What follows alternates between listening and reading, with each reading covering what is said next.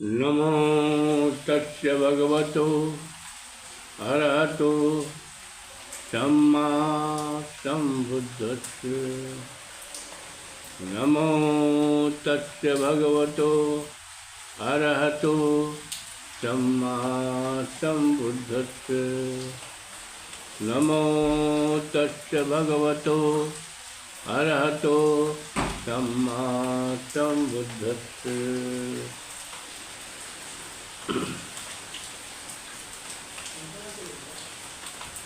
मगध की राजधानी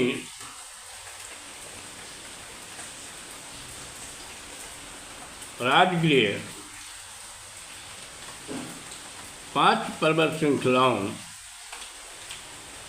जैसे वैभार, विपुल्य, पांडव, गृहकूट तथा ऋषिकूट से घिरा हुआ था। इन पर्वत श्रृंखलाओं के निचले हिस्से में अनेक गुफाएं थीं। प्रमुख गुफा थी सप्तपर्णी गुफा, पिप्पल गुफा, ईसागुल गुफा, कपोल कलंदर गुफा, गोलम कलंदरा गुफा, बिंदुक कलंदर गुफा तथा तबोध कलंदर गुफा। इन गुफाओं में अनेक ऋषि मुनि तथा धर्माचार्य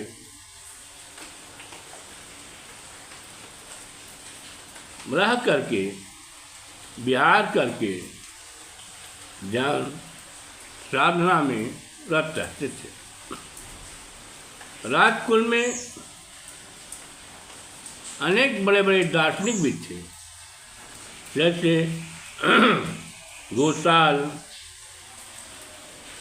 अजित के कंबल, प्रबुद्ध कात्यायन, निगंठनाथ पुत्र तथा बेलाज पुत्र आदि।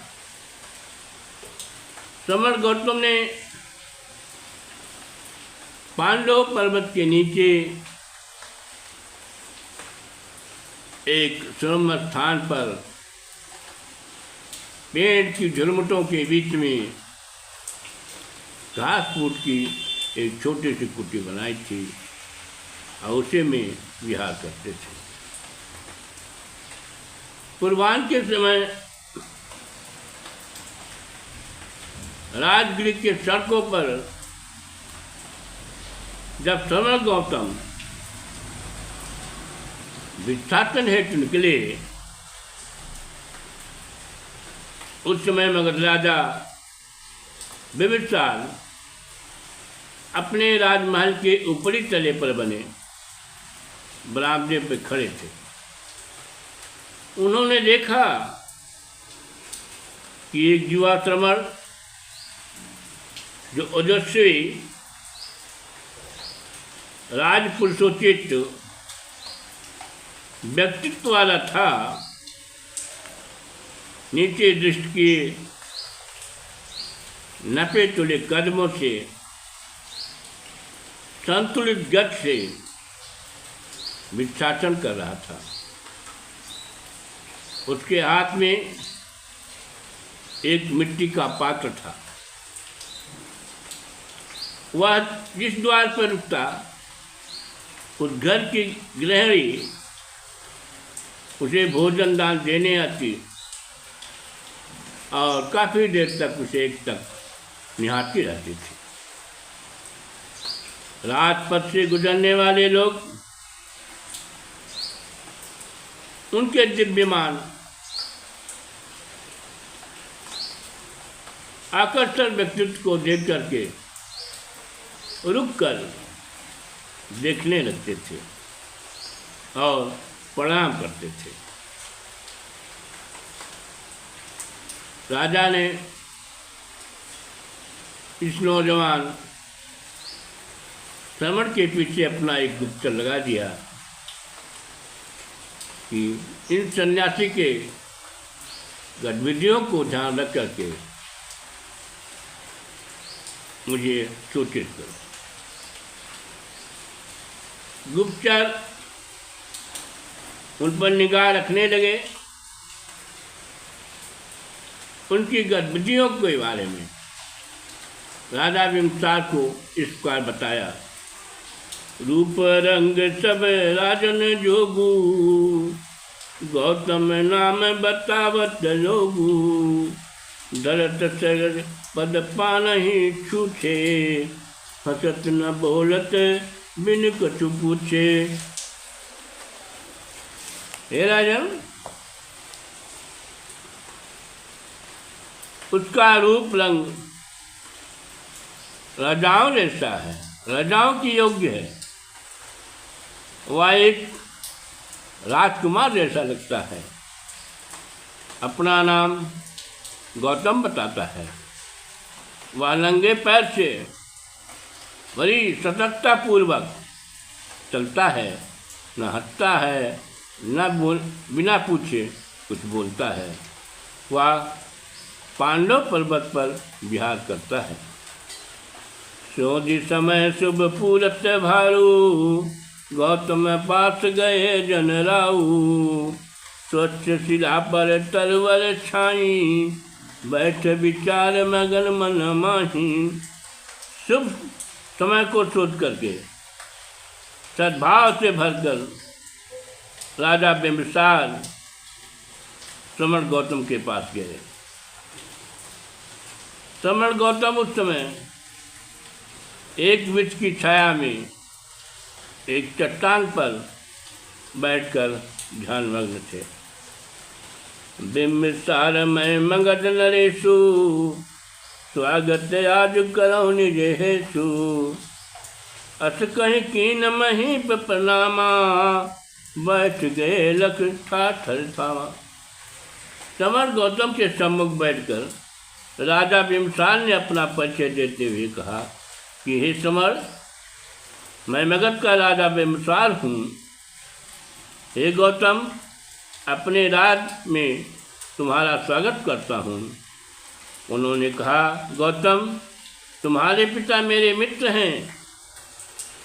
वे कभी भी भूल कर मेरे प्रतिकूल कभी नहीं हुए थे। तुम मम पुत्र भयो यही नाते, ज्यों सने हैं सिखावन ताते। जय विधि सो सब मंगल होई, शपथ तुम्हारी ताक मैं सोई। मित्र के पुत्र होने के नाते तुम मेरे पुत्र लगते हो, इसलिए मैं तुम्हें स्नेह पूर्वक शिक्षा देता हूँ। मुझसे तुम्हारी सौगंध है कि मैं वही चाहता हूँ जिससे तुम्हारा कल्याण हो।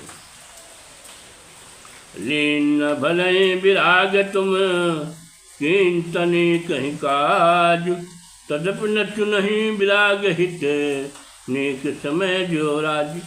बैराग को तुमने ठीक ही चुन लिया है, काम तो तुम्हारी अच्छा किया है, पर हे युवराज, बैराग के लिए तुमने सही समय का चयन नहीं किया है।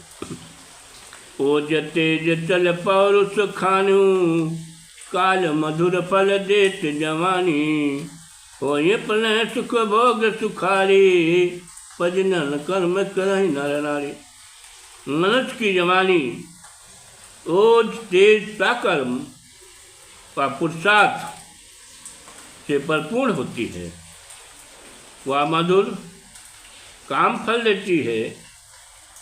इस उम्र में स्त्री पुरुष बड़े सुख भोग कर सुखी होते हैं और संतानों को उत्पन्न करते हैं। बूढ़ भये बल पौरुष रीति, सृजत काम तरुण भय भीति। वत्स विराग विवत भल सोये, आंसू धर्म फल दायक होई। वृद्ध होने पर मनुष्य का बल पुरुषार्थ से रिक्त हो जाता है। युवावस्था व्यतीत हो जाने के बाद मनुष्य को काम वासना भी क्षीण हो जाती है। हे पुत्र, वैराग के लिए वही अच्छी उम्र होती है, क्योंकि वहाँ शीघ्र ही धर्म फल देने वाली होती है। नीके ही सोचे विचारी अब करहूँ जथारथ काज, जाऊँ बहुर निज गेह कह बैग समारहु राज। हे समण गौतम, बड़ी प्रकार से सोच समझ कर अब तुम सही काज करो। अपने घर लौट जाओ तथा राजपाट को संभालो। जो घर जाओ न भावहि बेटा, तब न भीख बरहु निज बेटा। करहु न छंतन के हाथ हेती, मानहु बात बिहाई अनेठी। हे पुत्र, अगर तुम्हारे घर जाना अच्छा न लगे तब मैं भी तो भिक्षा मांग कर अपना पेट मत भरो।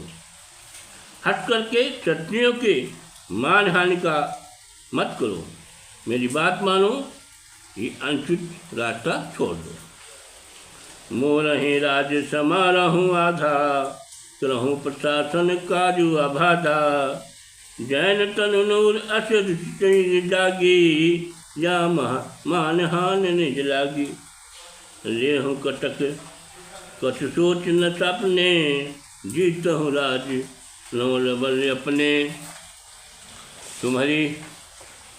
तुम्हारी इच्छाओं हो तो मेरी आधा राज ले लो, उसमें निर्वाध रूप से शासन करो। अगर तुम्हारे तरुण मन को यह बात अच्छी न लगे तो इसमें अपनी मानहानि मत जान करो। तुम स्वप्न में भी कोई सोच ना करो, मेरी सेना ले लो और अपने बाहुबल से कोई नया राज्य स्थापित कर लो। मोर सिखा मन मान तुम, लेहो जथा रुचि जाओ। भानुवंश अवतंस जग, हो न चाहित साओ। हे गौतम, मेरी शिक्षा मानकर तुम इच्छानुसार शुभ लाभ प्राप्त करो। तुम उस सूर्य वंश के नक्षत्र हो, इस सारे संसार में श्रेष्ठ माना जाता है। तुम उस प्रताप को नष्ट करने वाले राहु मत बनो, अर्थात गृह लौटकर अपने कपिलवस्तु शाक्य के राजा का पद सुशोभित करो। नमो बुद्धाय। बाबू